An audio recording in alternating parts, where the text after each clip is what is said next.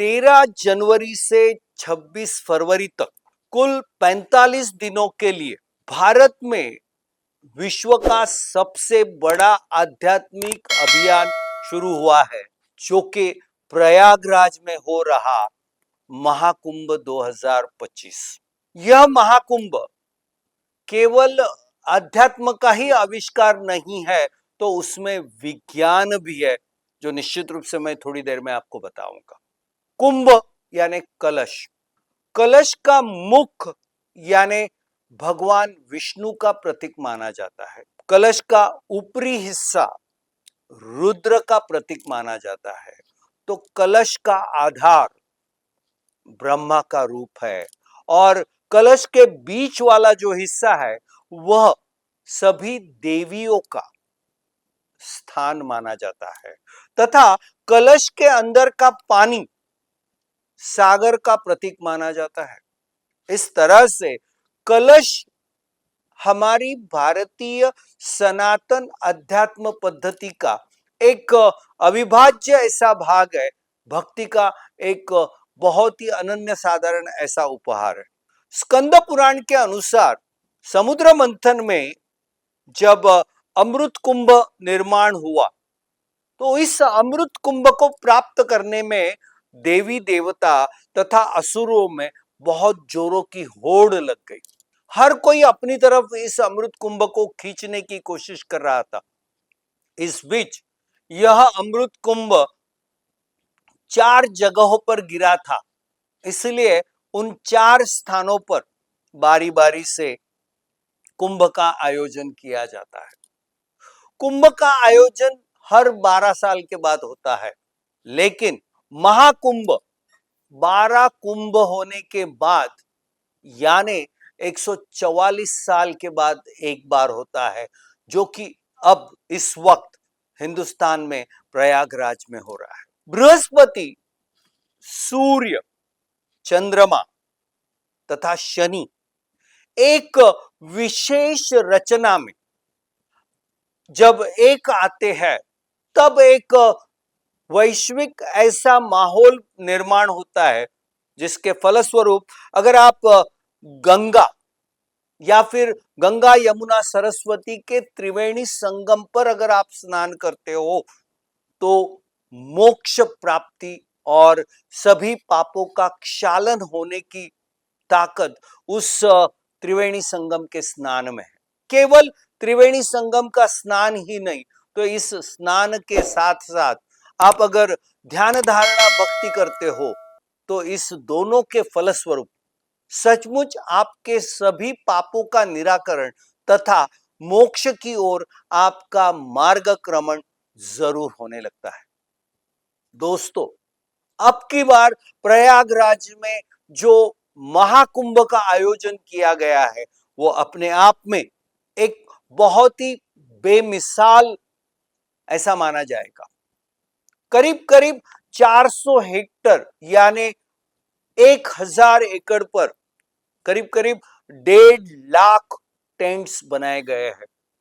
साथ ही साथ 1.5 लाख शौचालयों का निर्माण किया गया है। करीब करीब 69,000 एलईडी लाइट्स वहां पे लगाए गए हैं। 12 किलोमीटर का एक कृत्रिम घाट निर्माण किया गया है। 400 किलोमीटर से अधिक लंबे रास्तों का निर्माण और नवीनीकरण किया गया है।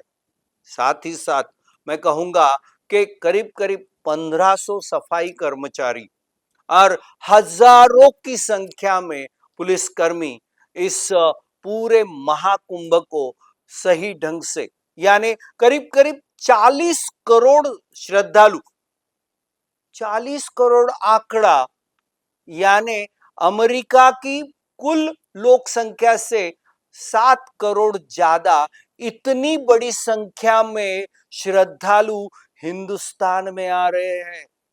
और अब की बार हिंदुस्तान सरकार ने, यूपी की सरकार ने एक वर्ल्ड क्लास आधुनिक सेवा सुविधा का नमूना इस तरह से निर्माण किया गया है, जो कि भारत ने पूरे विश्व के सामने एक अलग ही कीर्तिमान स्थापित किया है। ऐसा महाकुंभ निश्चित रूप से जब वो 144 साल के बाद हो रहा है, तो ऐसे पवित्र पावन समय पर गंगा यमुना सरस्वती के त्रिवेणी संगम पर स्नान करना, पुण्य प्राप्त करना, पाप का नाश करना और मोक्ष की ओर मार्गक्रमण करना, ये सबसे बेहतरीन माना जाता है। दोस्तों, इस महाकुंभ में हमारे कई सारे उद्देश्य है। वो क्या है, इसके बारे में अब हम संक्षिप्त में जानने की कोशिश करेंगे। सनातन गर्व का प्रतीक तथा हिंदू एकता को मजबूत करने का एक सुनहरा अवसर यानी महाकुंभ 2025। पिछले 10 सालों में हिंदुस्तान ने एक ऐसा आर्थिक विकास रचा है जो पूरे विश्व को जरूर अचंभित करता है। लेकिन दोस्तों, साथ ही साथ हमारे हिंदुस्तान ने इस विकास को पारंपरिक मूल्यों से जोड़कर सांस्कृतिक पुनरुत्थान की ओर हिंदुस्तान को आगे ले जाकर हिंदुस्तान एक विश्व गुरु की प्रतिमा को और भी मजबूत किया और इसका प्रभाव या परिणाम यानी महाकुंभ 2025। पश्चिमी देशों तथा अंग्रेजी शिक्षा प्रणाली ने भारत की छवि बहुत ही बुरी निर्माण की थी। यानी अंधश्रद्धालु तथा काली जादू को अपनाने वाले सपेरों का देश, ऐसी प्रतिमा हिंदुस्तान की निर्माण की गई थी। लेकिन दोस्तों, हिंदुस्तान के एक प्रधानमंत्री ने सत्ता में आने के बाद एक ऐसा कार्य शुरू किया जिसे गंगा आरती के रूप में जाना जाता है। चाहे उसके ऊपर काफी आलोचना हुई, लेकिन उसे लगातार करते गए और इसी का फलस्वरूप आज विश्व स्तर पर लोग इस महाकुंभ 2025 में आ रहे हैं। यही मैं कहूंगा विकास के साथ सनातन को जोड़ने का एक बेहतरीन प्रयोग कहा जाता है। एक और भारतीय वेद तथा नालंदा विश्वविद्यालय जैसे उच्च कोटि के विश्वविद्यालय, तो दूसरी ओर स्वतंत्रता के बाद में हिंदुस्तान की शिक्षा प्रणाली में एक ऐसा आभास निर्माण किया गया कि हार्वर्ड, स्टैनफोर्ड तथा मिशिगन जैसे यूनिवर्सिटी से दी जाने वाली शिक्षा ही केवल इंसान को प्रगति पथ पर ले जा सकती है।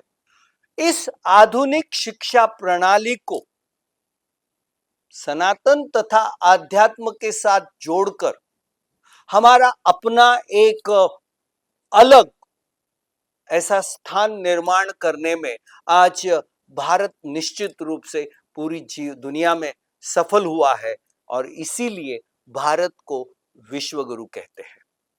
एक तरफ एम्स, आईआईएम, आईआईटी जैसे कई सारे उच्च श्रेणी के शिक्षा संस्थाएं निर्माण करके हिंदुस्तान को दुनिया की चौथी प्रभावशाली आर्थिक व्यवस्था निर्माण करने में हम हिंदुस्तानियों ने अपना एक योगदान दिया है, तो साथ ही साथ एक तरफ राम मंदिर से लेकर इंडियन नॉलेज सिस्टम को भारतीय शिक्षा प्रणाली में लाकर देश के युवाओं को सनातन धर्म, भारतीय वेद, हिंदू परंपरा, इन सभी चीजों का सही मायने में नॉलेज देने का प्रयास ऐसे महाकुंभ के माध्यम से ही हो पाता है।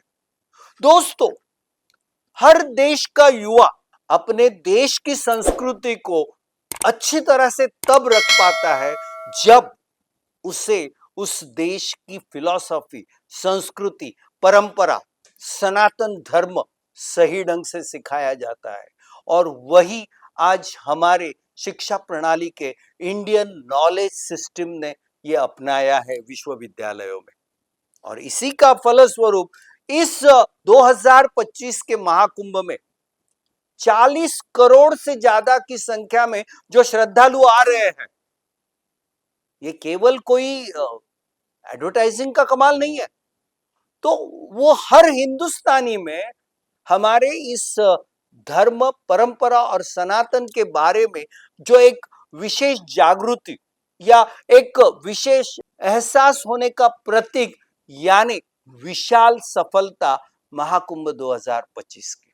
26 फरवरी तक अनुमान है कि 50 करोड़ से अधिक श्रद्धालु केवल हिंदुस्तान से ही नहीं तो विश्व के कई कोनों से, यानी कई देशों से यहां आकर त्रिवेणी संगम पर गंगा में डुबकी लगाकर अपने पाप का विनाश तथा मोक्ष की ओर मार्गक्रमण तो जरूर करेंगे।